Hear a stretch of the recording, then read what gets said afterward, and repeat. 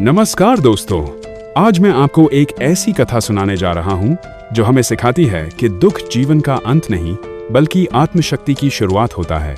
बहुत समय पहले आनंदपुर नाम का एक छोटा सा गांव था जो पहाड़ियों और खेतों से घिरा हुआ था।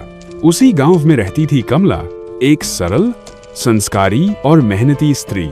उसका संसार उसके पति हरिशंकर के इर्द गिर्द ही घूमता था। दोनों मिलकर छोटा सा खेत संभालते और संतोष में जीवन बिताते थे। लेकिन एक दिन नियति ने क्रूर परीक्षा ली। खेत में काम करते समय हरिशंकर गंभीर रूप से बीमार पड़ गए और कुछ ही दिनों में संसार छोड़ गए।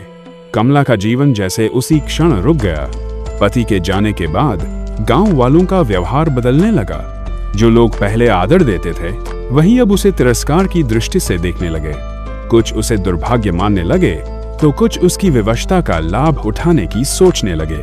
कमला हर दिन भीतर ही भीतर टूट रही थी, लेकिन उसने किसी से शिकायत नहीं की।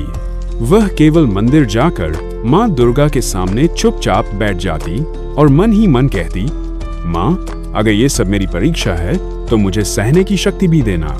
एक दिन गांव में 3 अनजान यात्री आए।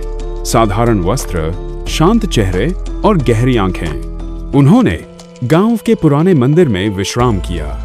उनमें से एक साधु की दृष्टि कमला पर पड़ी और वे बोले, यह स्त्री टूटी नहीं है, ये गढ़ी जा रही है। रात को कमला को साधुओं ने मंदिर बुलाया। उन्होंने कहा, यदि तुम अपने जीवन को बदलना चाहती हो तो तुम्हें 3 मार्गों से गुजरना होगा: धैर्य, करुणा और आत्मविश्वास। पहली परीक्षा में उसे अकेले पहाड़ी मार्ग से गुजरना था, जहां डर और संदेह दोनों थे। कमला कांपी, लेकिन रुकी नहीं। उसने सीखा कि डर से भागने पर नहीं, उसे स्वीकार करने पर विजय मिलती है। दूसरी परीक्षा में उसे अपने हिस्से का भोजन एक भूखे बच्चे को देना था। भूख लगी थी पर उसने दे दिया। उसी दिन उसे समझ आया कि सेवा कभी हमें गरीब नहीं बनाती। अंतिम परीक्षा सबसे कठिन थी। उसे गांव लौटकर उन्हीं लोगों की मदद करनी थी जिन्होंने उसे अपमानित किया था। कमला की आंखें भर आईं, लेकिन उसने क्षमा को चुना। जब तीनों साधु विदा हुए, उन्होंने कहा, अब तुम्हें किसी आशीर्वाद की आवश्यकता नहीं, तुम स्वयं आशीर्वाद बन चुकी हो। समय बीतता गया।